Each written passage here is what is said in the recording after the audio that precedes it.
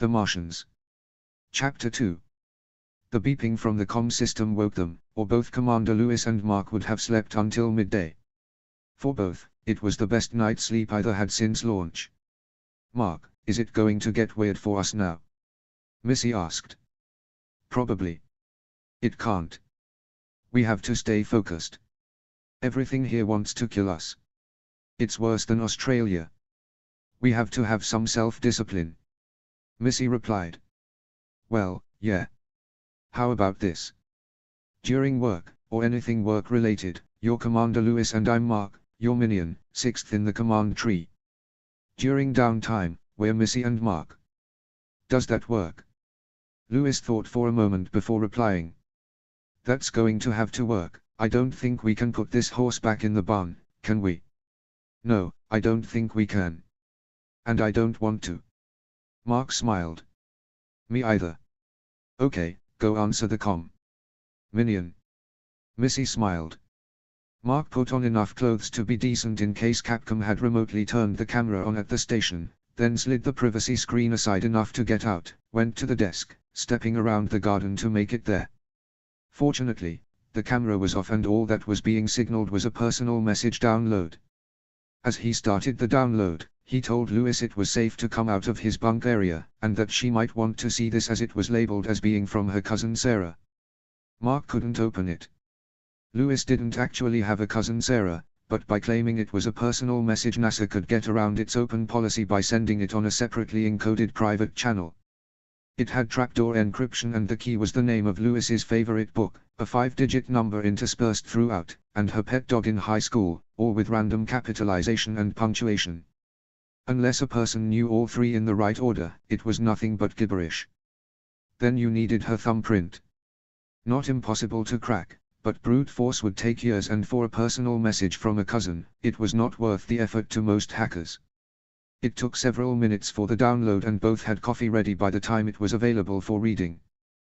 Both were glad that a plan had been decided upon for the most part, and excited to receive the details so that they could do the work necessary at their end. During the night Mars time, but early morning in Houston, the work group met. Teddy Sanders, Director of NASA, Venkat Kapoor, Director of the ARS program, Mitch Henderson, Flight Director, Annie, the PR Director who had been through the mill since the evacuation were all there, as well as a few department heads and a SATCOM technician named Mindy Park. JPL was on video conference, and several major vendors, including SpaceX Discovery, were advised to be available if needed. Everyone knew why Annie was there. She had pushed hard for Mark to be on Ars 3. He was a great face for the mission, even NASA. Young by astronaut standards, extremely fit and damned good looking, he could attract attention that others couldn't. For the same reason Annie had pushed hard for Beth Johansson, and their posters dominated dorms all over America. Especially Beth's. When launched, NASA had already visited Mars twice and the public's interest was waning. Having Beth and Mark on board led to all manner of interest, mostly not scientific, but at budget time that didn't matter. Fan sites were full of romance novels about them, but Mark had never really displayed any interest in Beth as far as Annie or anyone else could tell, perhaps because, as he stated early on, that the Hermes had no privacy and his fellow astronauts had to stay focused on the mission. That he had torn through half the single women in Houston before launch convinced Annie that his reluctance to pursue a fellow crew member was not based on any orientation issues as the seedier media had suggested. Now Mark, a person Annie had made sure the public loved, was stranded on Mars and she would be involved in every detail of his rescue. "Who are you?" Mitch asked just before the meeting got underway. Mindy. Mindy Park. I'm in SATCOM. You a director or something?" "No, Redshift Techni." "Why are you here?" Mitch interrupted. Because she sighted the storm first, and confirmed that Lewis and Watney were stranded when she saw Lewis drag him in. Since then she's stayed on top of the situation without anyone asking. "Oh yeah, and I asked her to be here," Venkat said. "So she's here because she saw them first." Hermes told us that. Hermes told us that hours later. She saw it after several other techs, including Bob, missed a picture of Missy Lewis outside in the storm talking to Hermes on her headset, then looked back through and saw Watney just after the evacuation. And as I said, she's here because I asked her to be here. Now stop being rude. You're making her feel bad. She saw the survivors first and you know the rule, first is forever. Venkat demanded. Sorry. Is okay. Mindy barely whispered. Mindy was nervous as she was meeting well above her pay grade and thought there might be other reasons she was there. Like that her and Watney had met a week before isolation and had spent that week going through all of her nice lingerie and most of the Kama Sutra. She was actually relieved to hear that this was not knowledge to NASA, and she was there because of her skills at satellite control and analysis instead. This is her? Teddy asked as he arrived last to the meeting. Yes, Mindy Park, Venkat replied. Welcome Mindy. As this is your first meeting with this group, I need to explain a few things. Nothing we discuss here is repeated outside this room until it is cleared to be spoken of. We are completely off public record and anything the press or public needs to know Annie will tell them. We need to be able to hash out ideas without every internet chat room second guessing us, that's why it is the Elrond group.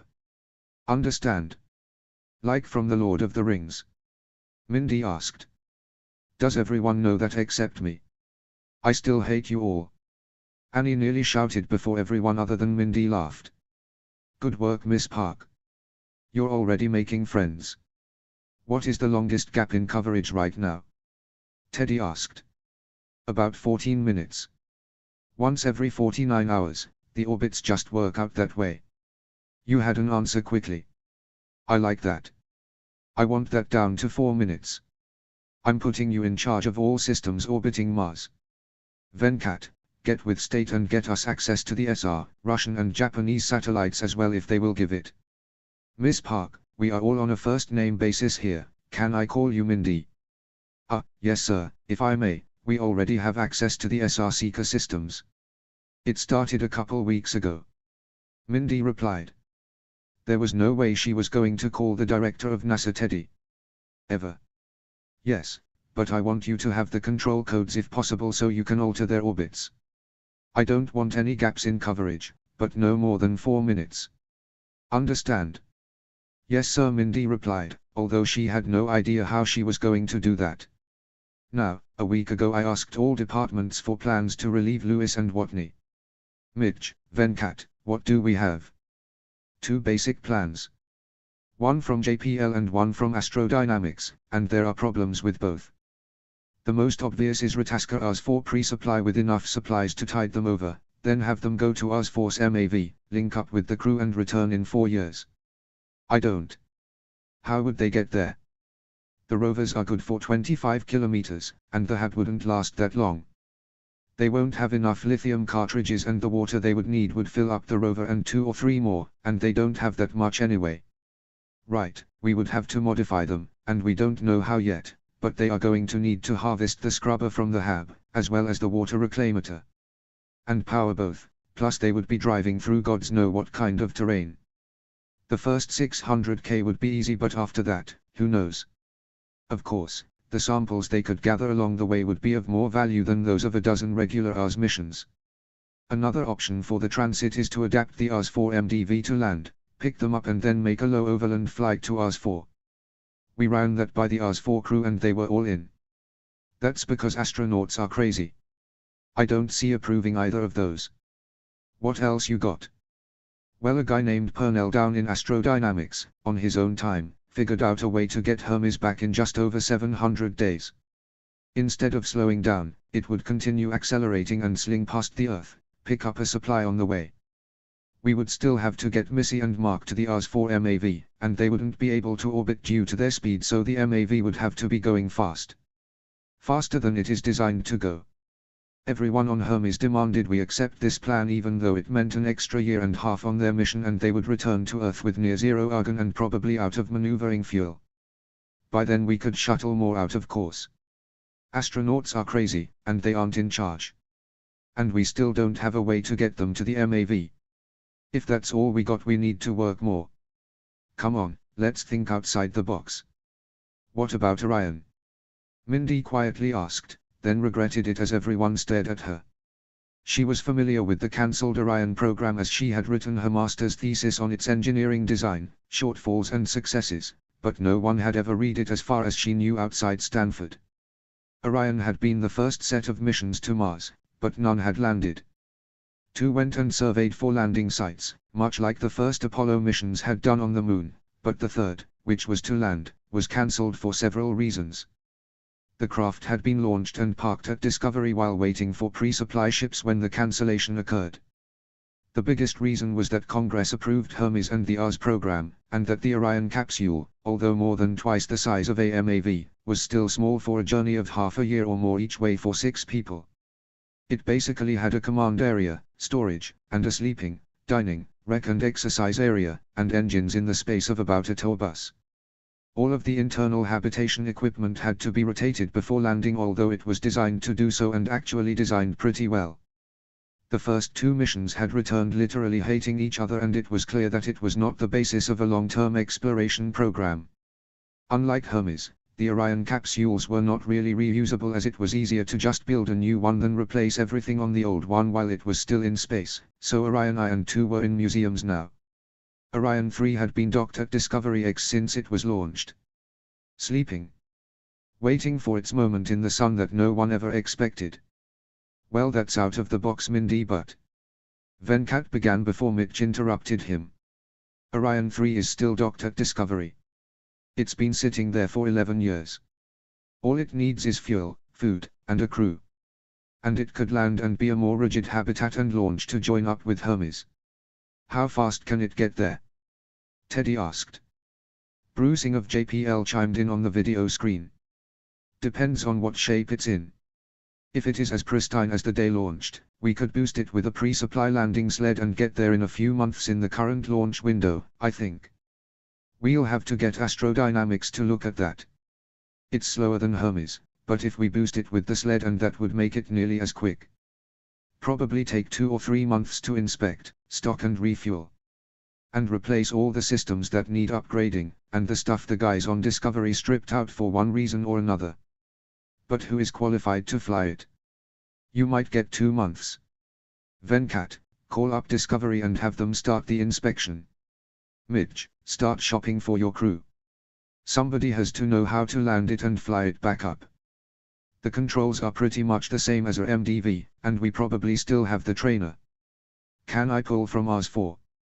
No, Irene says they are cohesive, and we will need them for the pickup anyway. Go to a scan for V and 6 Cenas. What are you thinking for the 6? We can't do 6 if they are going to use it as a hab and ride back up to Hermes. I'm thinking 3. A pilot, a doctor and an engineer. 2 with EVA cert. They can gather samples and let someone else do the research. We need to figure out how to put that many people on Hermes too, but once it docks there is no reason to cast it off. It could be a spare area of habitation. That makes sense. Start shopping. Bruce, let's get Boeing involved with the Orion and the rover mods. Going overland. We have to. The hab won't last more than 18 months, will it? Oz, I blew up at 14, Mindy said. Oh, while I'm at it, Mindy, welcome to the team. Mindy, I want your input moving forward, and congratulations. You probably just saved 2 lives.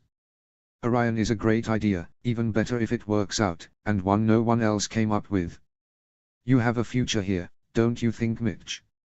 Yes, again, sorry. I was wrong before. And an arse, Annie added. And an arse, Mitch confirmed.